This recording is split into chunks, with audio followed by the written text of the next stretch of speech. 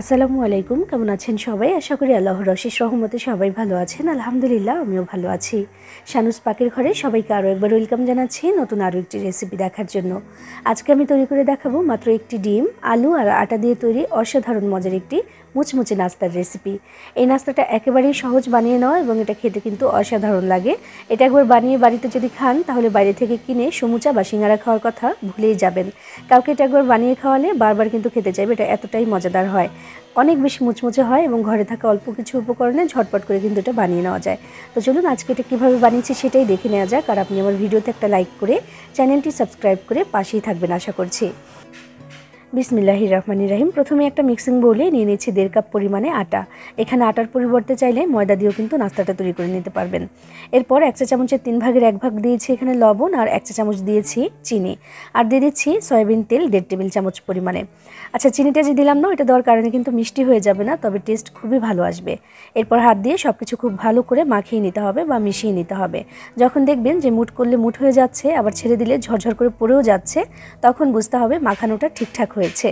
এবার অল্প অল্প করে নর্মাল পানি দিয়ে আমি এখানে একটা ডো তৈরি করে নেব। আর খেয়াল রাখবো পানিটা যেন একবারে না দিয়ে দেই, একটু অল্প অল্প করে দিচ্ছি বারবার। যেহেতু এখানে একটু তেল দিয়ে প্রথমে আমি মাখিয়ে নিয়েছিলাম, তাই পানিটা কিন্তু একটু বুঝে দিতে হবে। এবার দেখুন একেবারে সফট একটা ডো কিন্তু এখানে তৈরি হয়ে গেছে। এবার যেটা করবো, আমি উপর থেকে সামান্য একটু তেল দিয়ে মাখিয়ে তারপর ঢাকনা দিয়ে ঢেকে 10 মিনিটের জন্য রেখে দেবো এটাকে।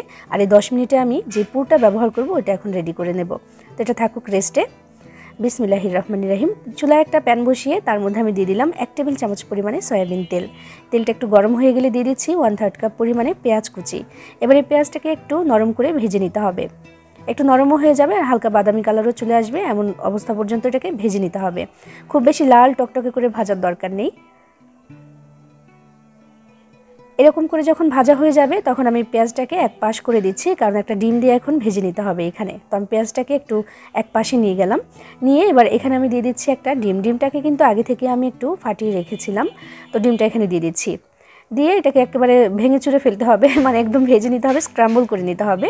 তো এইভাবে প্রথমে আমি ভেজে নিচ্ছি। ভেজে নেওয়ার পরে তারপর পেঁয়াজের সাথে একসাথে আবার একটু নাড়াচাড়া করে নেব।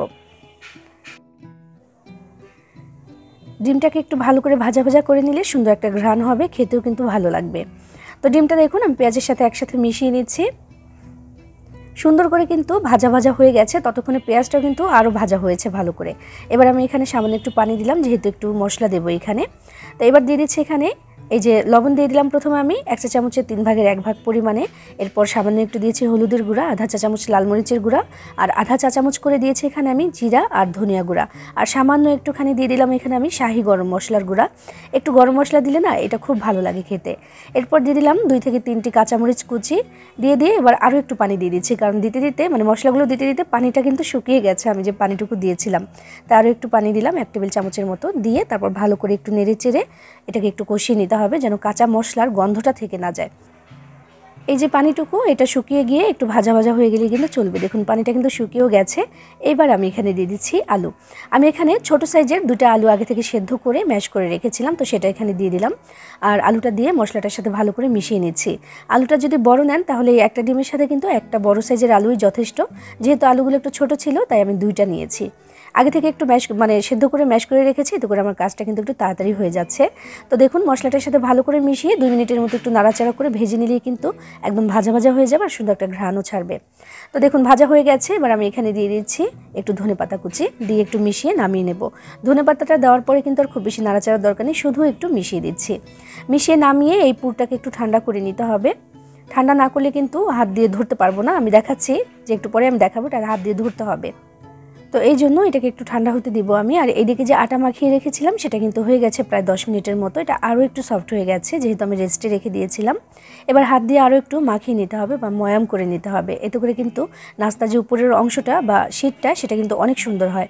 তো মাখিয়ে নিয়েছি। এবার আমি এটাকে বেলার জন্য নিয়ে এসেছি এবং একটু আটা ছিটিয়ে নিতে হবে। যেহেতু আমি এখানে বড় সাইজের একটা রুটি বেলবো, তাই অনেকখানি জায়গা জুড়ে একটু আটা আমি এভাবে করে ছিটিয়ে দিলাম। 1.5 কাপ পরিমাণ আটা নিয়েছিলাম এবং সেটা দিয়ে যেই খামিরটা হয়েছে একটা খামির করেছি আমি, এবং একটা রুটি এখানে বেলবো বেশ বড় সাইজের। তো এটাকে আমি বেলে নিচ্ছি। রুটিটা কিন্তু অনেক বেশি পাতলা করব না, এতে করে কিন্তু পরে আবার ছিঁড়ে যেতে পারে, যেহেতু আমি এটার মধ্যে পুর দেব। তো সেজন্য এটাকে অনেক বেশি পাতলা না করে আমরা নর্মাল যে রুটি বেলি সবসময় সেরকম পুরুত্বের একটা রুটি আমি বেলে নিয়েছি। দেখাচ্ছি এটার যে পুরুত্বটা হয়েছে দেখুন। মাশাআল্লাহ বড় সাইজের একটা রুটি কিন্তু এখানে বেলে নেওয়া হয়ে গেছে। এবার আমি যে পুর বানিয়ে রেখেছিলাম ডিম আর আলু দিয়ে, সেটা আমি সম্পূর্ণটাই এখানে নিয়ে নিলাম।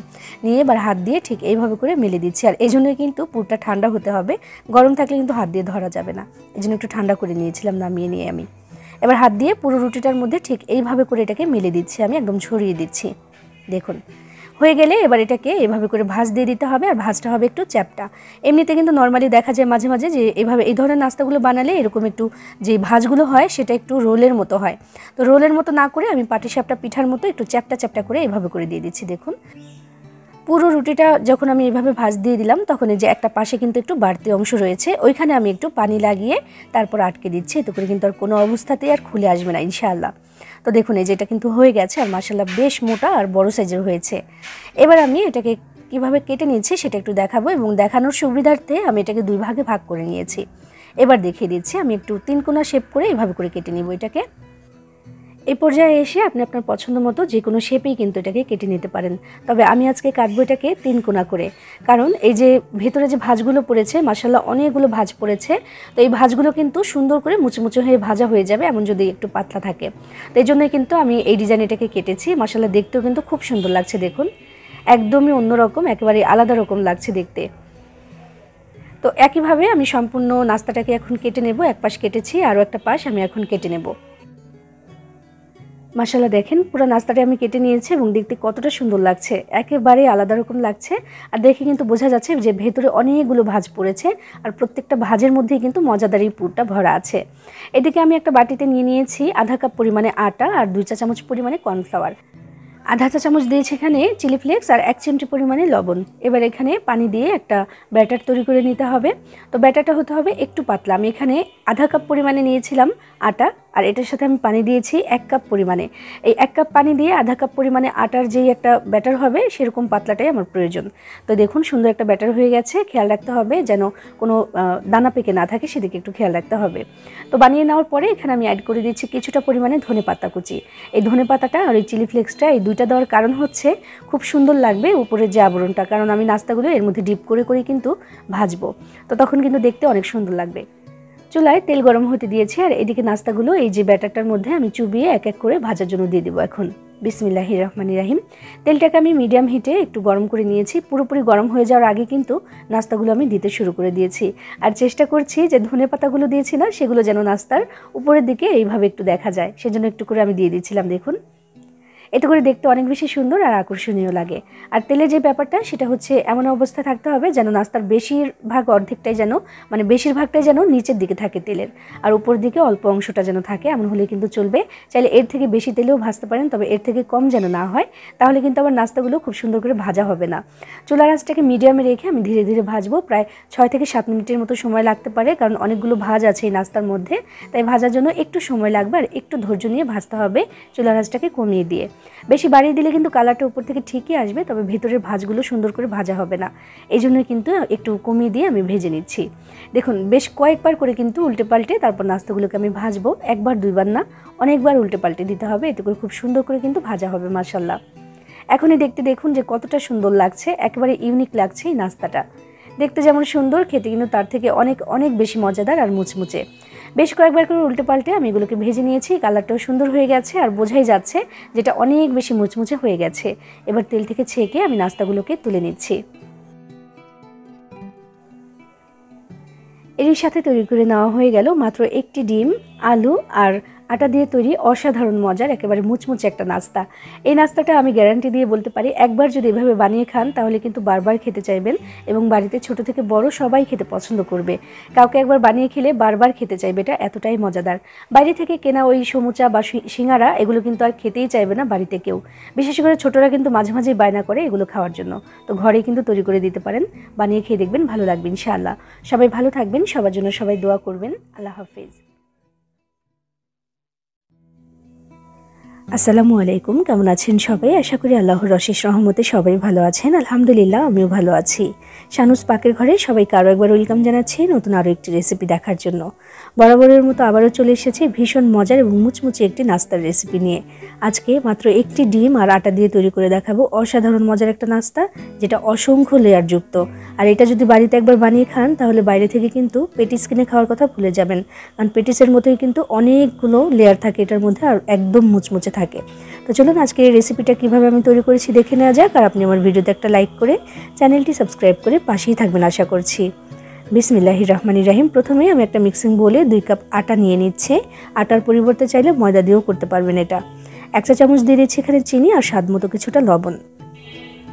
এরপর এখানে দিচ্ছি 2 টেবিল চামচ তেল, সয়াবিন তেল দিয়েছি। এবার হাত দিয়ে খুব ভালোভাবে এই উপকরণগুলোকে একসাথে মিশিয়ে নিতে হবে। ভালো করে মেশানোর পরে দেখবেন যে মুঠ করলে মুঠ হয়ে যাবে, আবার ছেড়ে দিলে ঝরঝর করে পুড়েও যাবে। তখন বুঝতে হবে যে হ্যাঁ, ঠিকঠাক মাখা হয়েছে এটা। এবার নর্মাল পানি দিয়ে আমি এখানে একটা ডো তৈরি করে নেব, নর্মাল রুটি পরোটার জন্য যেমনটা বানাই তেমনই। আর পানিটা কিন্তু একবারে দেওয়া যাবে না, একটু অল্প অল্প করে আমি বারবারে দিচ্ছি একটু একটু করে। আর এখানে কিন্তু আমার পুরো 1 কাপ পরিমাণে পানি লাগবে না। আমি দেখাচ্ছি যে 1 কাপ থেকে কিন্তু কিছুটা পরিমাণে পানি এখানে রয়ে গেছে। তো এখানে খুবই তুলতুলে করে আমি একটা ডো মাখিয়ে নিয়েছি। এবার এটার উপর থেকে একটু তেল মাখিয়ে রেখে দিতে হবে 10 মিনিটের জন্য। এই যে দেখুন, এই পানিটা কিন্তু রয়ে গেছে, পুরোটা লাগেনি। তো একটু সয়াবিন তেল উপর থেকে আমি মাখিয়ে দিলাম, এটা আরও বেশি সফট হয়ে যাবে আর নাস্তার যে আবরণটা ওইটা অনেক বেশি মুচমুচে হবে। তো ঢাকনা দিয়ে ঢেকে রেখে দিচ্ছি 10 মিনিটের জন্য। আর এদিকে পুরটা রেডি করবো এখন। বিসমিল্লাহির রহমানির রহিম। চুলায় একটা প্যান দিয়ে তার মধ্যে মাত্র 1 চা চামচ তেল দিয়েছি, দিয়ে আমি আধা কাপ পরিমাণে পেঁয়াজ কুচি দিলাম। এখানে পেঁয়াজের পরিমাণটা একটু বেশি রেখেছি আজকে আমি। এরপর পেঁয়াজটাকে একটু নাড়াচাড়া করে নিচ্ছি একটু নরম হয়ে যাওয়া পর্যন্ত। তারপর দেবো এখানে গাজর। আমি এখানে আধা কাপ পরিমাণে গাজর কুচি দিয়ে দিচ্ছি। আর এই গাজরটা কিন্তু আমি গ্রেটারের সাহায্যে গ্রেট করে নিয়েছি যেন তাড়াতাড়ি সেদ্ধ হয়ে যায়। তো পেঁয়াজটার সাথে একসাথে একটু ভেজে নেব 2 মিনিটের মতো। এখানে কিন্তু তেলের পরিমাণ একেবারেই কম, মাত্র 1 চা চামচ দিয়েছিলাম, আর একটু দেবো ডিম ভাজার সময়। তো 2 মিনিটের মতো নাড়াচাড়া করে নিয়েছি, একটু নরম হয়ে এসেছে। এবার এক পাশ করে দিয়ে ওই যে পাশটা ওইখানে আমি আরও 1 চা চামচ তেল দিয়ে দিচ্ছি ডিমটা ভাজার জন্য। তো ডিম আমি আগে থেকেই ফাটিয়ে রেখেছিলাম, একটা ডিম নিয়েছি। তো ডিমটা দিয়ে দিলাম, দিয়ে এবার ভেঙে চুরে স্ক্রাম্বল করে নিতে হবে, একদম মানে ঝুরি ঝুরি করে নিতে হবে ডিমটাকে ভেজে। আমি যে পরিমাণে গাজর নিয়েছি বা আমি এখানে একটু সেদ্ধ আলুও দেব, তো সেটার সাথে কিন্তু একটা ডিমই ঠিক আছে, চাইলে বেশিও দিতে পারেন, তো আমি একটাই দিয়েছি। তো এবার এই গাজরের সাথে একটু মিশিয়ে নিলাম, নিয়ে এখানে দিয়ে দিচ্ছি আমি কাঁচামরিচ কুচি 3 থেকে 4টির মতো হবে। এই মরিচটা খুব বেশি ঝাল না, আমি এটা দিয়ে দিলাম। ঝালের পরিমাণ যার যার পছন্দ মতো দিবেন। এরপর একসাথে মিশিয়ে নিয়ে আমি এখানে দিচ্ছি আধা চা চামচ লবণ, তারপর দিয়ে দিলাম ধনিয়া গুঁড়া, জিরার গুঁড়া আর লাল মরিচের গুঁড়া। এগুলো কিন্তু আমি আধা চা চামচ করে দিয়েছি। আর 1 চিমটি পরিমাণে গরম মশলার গুঁড়ো দিয়েছি, এটা দিলে ফ্লেভারটা খুব ভালো আসবে।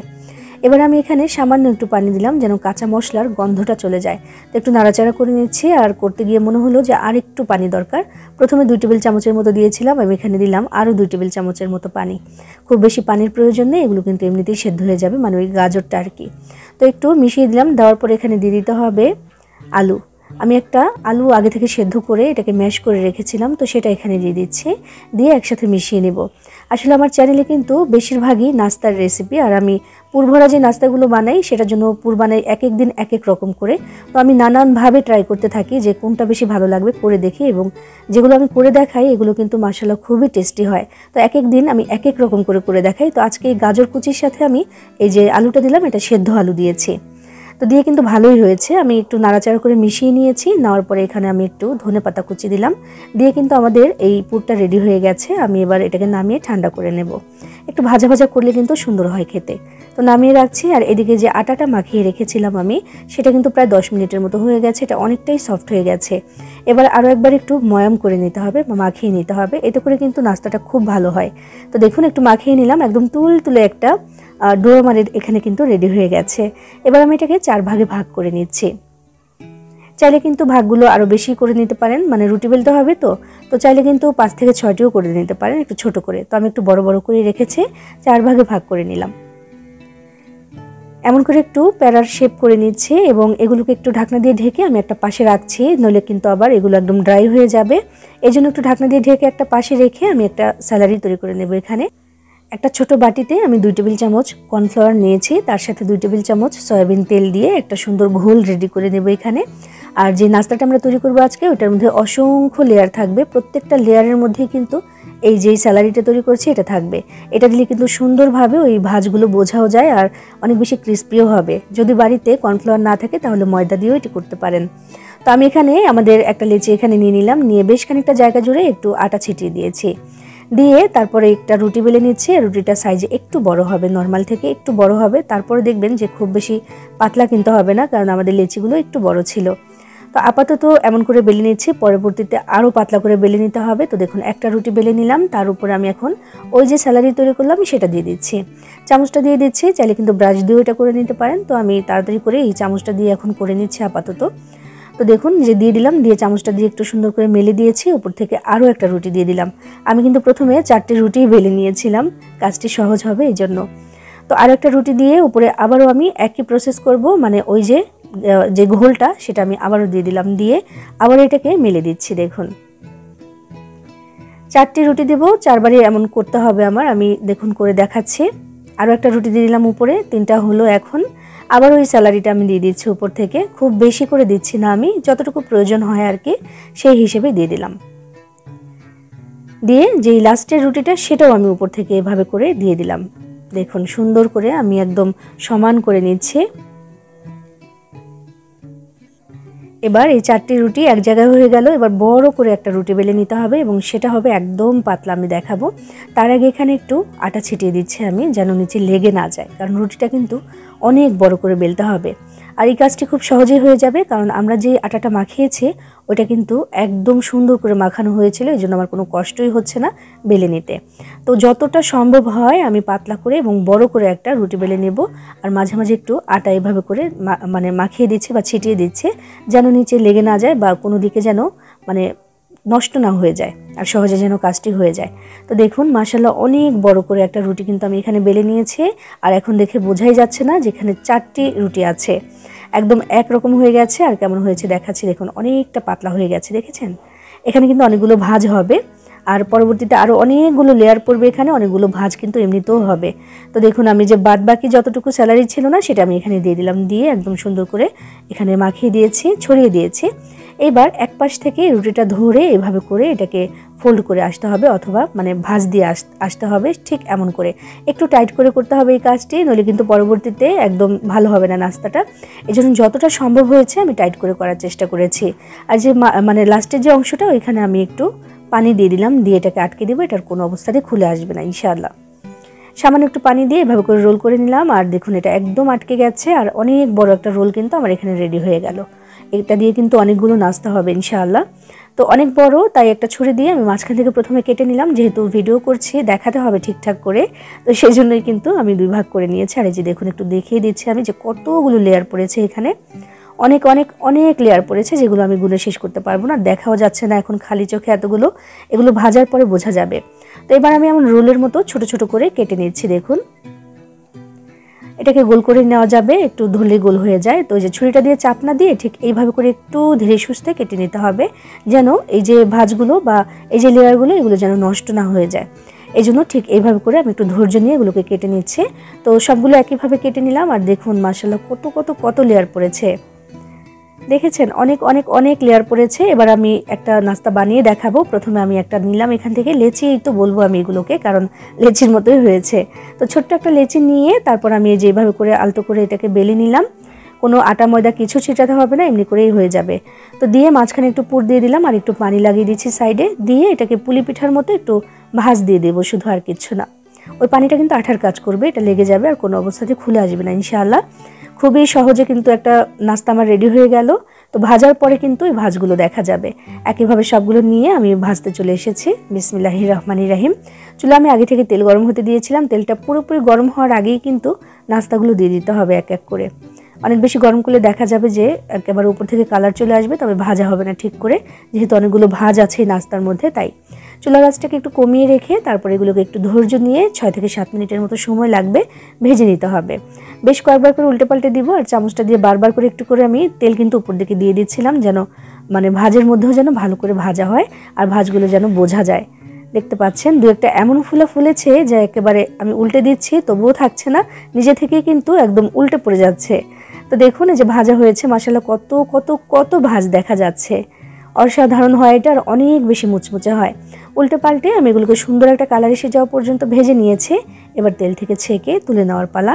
আর বাকি যে নাস্তাগুলো আছে আমি একইভাবে ভেজে তারপর দেখাচ্ছি। এরই সাথে তৈরি করে নেওয়া হয়ে গেল মাত্র একটি ডিম আর আটা দিয়ে তৈরি অসংখ্য লেয়ারযুক্ত মজাদার এবং মুচমুচে এই নাস্তাটি। একেবারে ভিন্ন রকম একটা নাস্তা, তবে যার সামনেই দিবেন খুশি হয়ে যাবে, কারণ যেমন দেখতে ইউনিক, খেতেও কিন্তু একেবারে অসাধারণ। এটা খেলে আর বাইরে থেকে বা বেকারি থেকে ওই পেটিস কিনে খাওয়ার কথা কিন্তু একেবারে ভুলে যাবেন, কারণ অসংখ্য লেয়ারগুলো কিন্তু অনেক বেশি মুচমুচে। আমি দেখাচ্ছি, দেখুন। আপনিও কিন্তু চাইলে এভাবে বানিয়ে নিতে পারেন, ভালো লাগবে আশা করছি। সবাই ভালো থাকবেন, সবার জন্য সবাই দোয়া করবেন। আল্লাহ হাফেজ।